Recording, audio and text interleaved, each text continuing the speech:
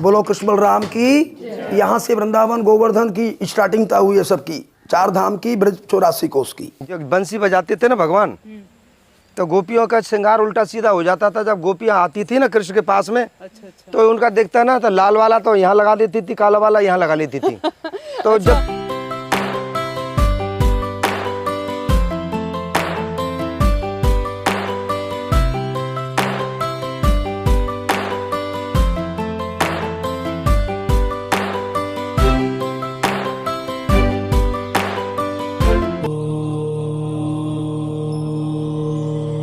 भगवान श्री कृष्ण का जन्म भले ही मथुरा में हुआ था, लेकिन उनका बचपन गोकुल में बीता था। गोकुल में भगवान श्री कृष्ण ने बहुत सी लीलाएं की हैं। उन्हीं लीलाओं का साक्षी है ऊखल बंधन लीला स्थान।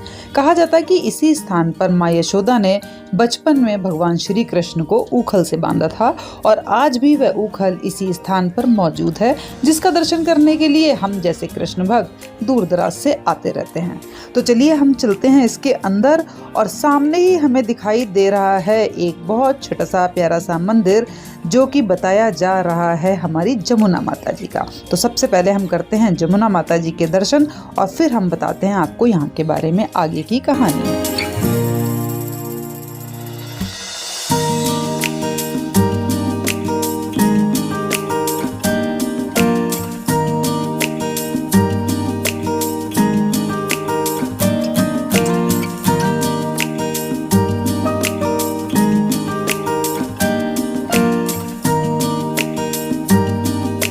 आठ 8,000 वर्ष तपस्या की, सबसे पहले कृष्ण को टच किया। कृष्णा ने रूप और सर्वस्व यमुना को प्रदान किया।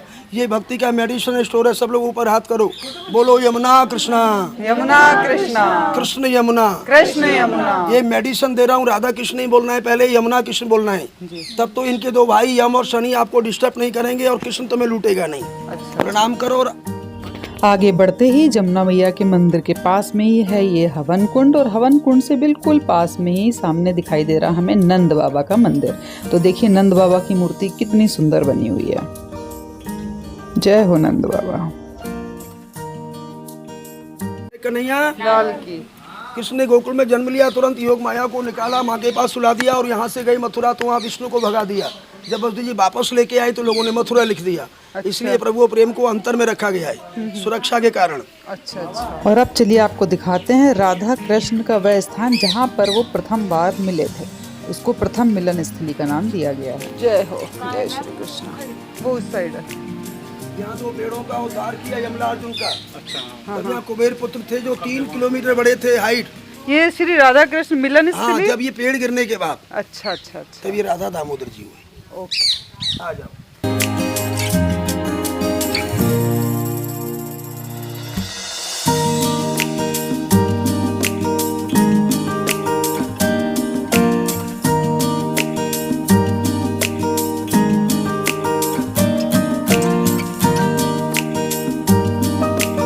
राधा कृष्ण मिलन स्थली के सामने ही दिखाई दिया है ये पेड़, और इसके बारे में पंडित जी ने बताया है कि इस पेड़ की खास बात यह है कि जब गोवर्धन लीला के पश्चात श्री कृष्ण जी यहाँ पर वापस आए थे, तो इसी पेड़ के नीचे उन्होंने विश्राम किया था।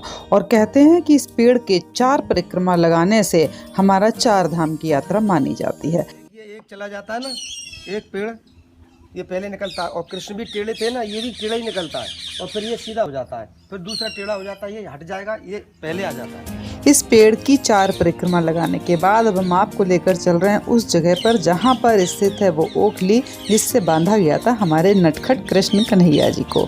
तो अब चलते हैं हम आपको उस जगह पर लेकर जिधर है वो ओखली, और साथ ही वहाँ पे एक और दीपोत्सव जहाँ दिवाली मनाई जाती है वो भी स्थान है, वो भी हम आपको दिखाएंगे, और फिर हम आपको दिखाएंगे बंशीवट का वृक्ष। तो चलिए चलते हैं पहले ओखली स्थान पर।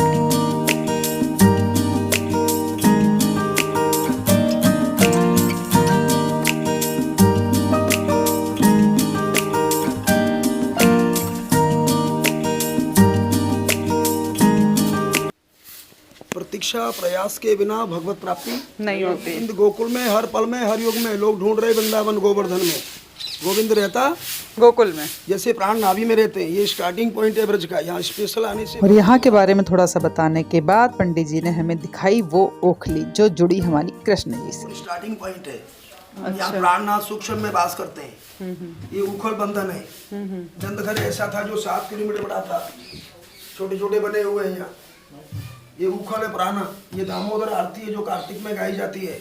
सब लोग ऊपर हाथ करो, बोलो हम तुम्हारे हैं, हम तुम्हारे हैं, तुम हमारे हो, तुम हमारे हो, इसीलिए हम आ गए हैं, इसीलिए हम आ गए हैं। कृष्ण दामोदर, कृष्ण दामोदर, जगत के बंधनों से, बंधक के बंधनों से, के बंधनों से, यज्ञ के बंधनों से, हमको भी, पूर्वजों को भी मेरे आने से स्मरण मात्र से बंधन मुक्त हो, सबके बंधन मुक्त हों, दोबारा भी आने का अवसर खास तरीके से देना, खास तरीके से। तरीके से आना ही यहाँ का रिस्पेक्ट है और पनिशमेंट है।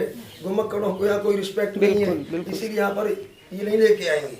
इसीलिए इसका पानी आंखों में डालना है, सबको परिक्रमा करना है। यहाँ नागरगढ़ नहीं है। तुम सबको यहाँ प्रवेश करने से कृष्णा ने देख लिया, मगर तुमने उसको नहीं, तुम तो ऐसे वाले को पहचानते हो। अभी यहाँ सेम तुम्हारे जैसा कृष्ण यहाँ मिल जाए तो नहीं पहचानते, नहीं पहचानते। ये तो कोई व्यक्ति भी हो सकता है, तो कुछ भी बिल्कुल, नहीं कहेगा हमको। बिल्कुल। स्पेशल आने वालों की वही रिस्पेक्ट है, इनडायरेक्ट। बिल्कुल, परिक्रमा करो सब लोग। पौराणिक मान्यता है कि माता यशोदा ने आग पर दूध उबलने के लिए रखा और भगवान श्री कृष्ण को दूध पिला रही थी। इसी बीच आग पर रखा दूध उबाल के साथ गिरने ही वाला था कि माता भगवान श्री कृष्ण को छोड़कर उस दूध को उतारने के लिए चली गईं। इसे देख बाल स्वरूप कान्हा जी को क्रोध आ गया और वह पास में ही रखी माखन की मटकी को पत्थर से तोड़कर ऊखल पर बैठकर खाने लगे और बंदरों को भी खिलाने लगे। जब माँ यशोदा वापस आई तो ये सब देखकर क्रोधित हो गईं और छड़ी उठाकर कान्हा को डांटना शुरू कर दिया और कृष्ण जी को ऊखल से बांध दिया।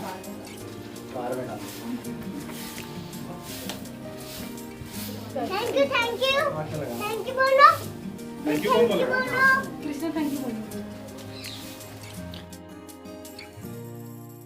और यहाँ की परिक्रमा के बाद अब बारी है नाक रगड़ने की। तो अब हम सब लोग यहाँ पर बैठकर बारी बारी से नाक रगड़ के श्री कृष्ण जी से क्षमा मांगेंगे कि जो भी हमारे अंदर अवगुण हैं उनको क्षमा करें, उनको दूर करें और हमारे अंदर गुणों का प्रवाह करें।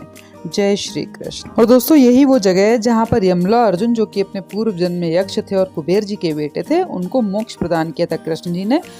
उनको नारद जी ने श्राप देख के पेड़ बना दिया था और उन्हीं दोनों पेड़ के बीच में अपनी ये ओखली फंसाकर कृष्ण जी ने निकलने की कोशिश की तो ओखली वहां पे फंसने से दोनों पेड़ों का उद्धार हुआ। तो इसे यहाँ पे यमला अर्जुन उद्धार का स्थान भी कहा इस जंगल का नाम पहले बृहदवन था। इस जंगल में कोई मनुष्य नहीं आते थे। सभी देवताओं की यहाँ सभा हुई, मनुष्य को सरलता से कल्याण प्राप्त हो, इसलिए यहाँ से विष्णु जी ने व्रज को स्थापित किया। तो देखो ये व्रज 84 कोष का ये नाभि केंद्र है। यहाँ प्राणनाथ गोविंद गोकुल में सूक्ष्म में वास करते हैं। और यहाँ फिर नंद जी बुलवाए गए तो ऐसा घर बनाया, 7 किलोमीटर बड़ा, 9 लाख उनके गाय थी। छोटे घर नहीं थे। ये 3 किलोमीटर बड़े झाड़ थे। अमलार्जुन जो कुबेर पुत्र, जो नल कुबेर मणिग्रीव, ये नंगे नहा रहे थे मदरा पान करके और यहाँ उनको श्राप मुक्त किया।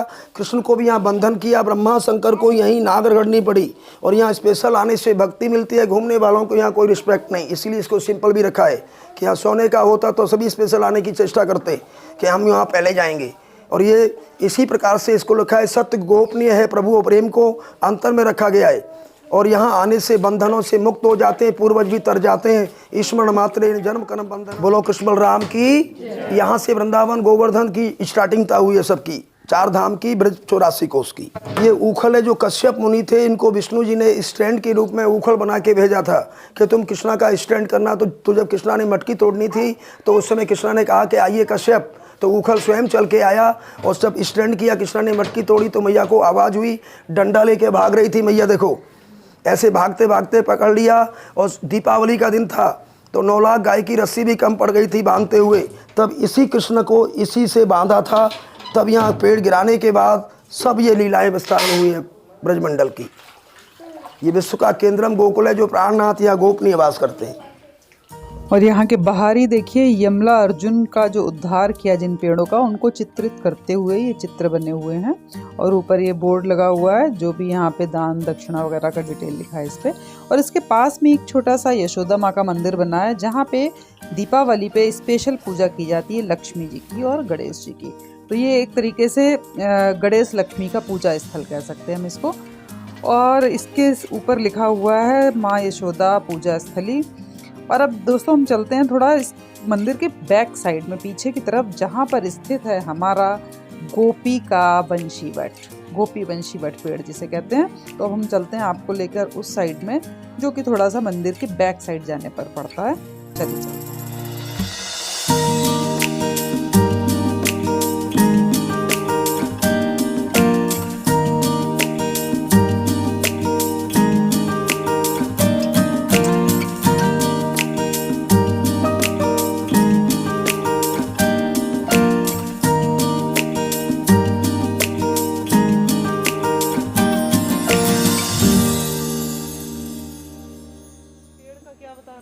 यहाँ जो है जब बंसी बजाते थे ना भगवान, तो गोपियों का श्रृंगार उल्टा सीधा हो जाता था। जब गोपियाँ आती थी ना कृष्ण के पास में, तो उनका देखता ना तो लाल वाला तो यहाँ लगा देती थी, काला वाला यहाँ लगा लेती थी। तो जब दिखाते थे आईना, काजल काजल की हाँ, तो जब भगवान आईना दिखाते ना तो शर्मांदा हो जाती थी। जब गोपियाँ कात्यायनी स्नान करती ना, तो भगवान को अर्घ देती कि भगवान जैसा कृष्ण कन्हैया जैसे हमको बर मिले, बर, ये बर का पेड़ है, तो बर मिले। तो भगवान उनके वस्त्रों को लेकर के उस ऊपर चढ़ गए ना, अब वो नंगी हो गई जल में। तब बोले कि कहाँ है हमारा वस्त्र, कहाँ है हमारा वस्त्र। तो बोले कि कन्हैया के पास में तुम बर चाहती हैं तो हमारे पास से ले लो। भगवान की हम नंगे हम नहीं आएंगे, तो तुम हमको झूठा बर चाह रही है, यानी हमको झूठा तपस्या कर रही है, साधना कर रही है। तब उन्होंने कहा नहीं, हम तो अच्छे और सच्चे कर रहे हैं, अच्छे मन से कर रहे हैं। जब कृष्ण ने उनका बर के ऊपर से वस्त्र दिया है, वस्त्र दिया है, तो यहाँ जो है ये बर है गोपियों का, जो श्रृंगार सीधा होता है। और वो उनका श्रृंगार धुन सुन बंसी की, और उनका श्रृंगार जो है मद मस्त होकर के उल्टा हो जाता था, और वस्त्र भी उल्टे पहन लेती थी। और पंडित जी ने बताया है कि जब तक इस पेड़ की परिक्रमा नहीं लगाते हैं तब तक कोई भी फल दर्शन का प्राप्त नहीं होता है। तो इसलिए हम जरा इस पेड़ का एक परिक्रमा लगा कर आते हैं और फिर इनसे करते हैं हम थोड़ी सी और बात।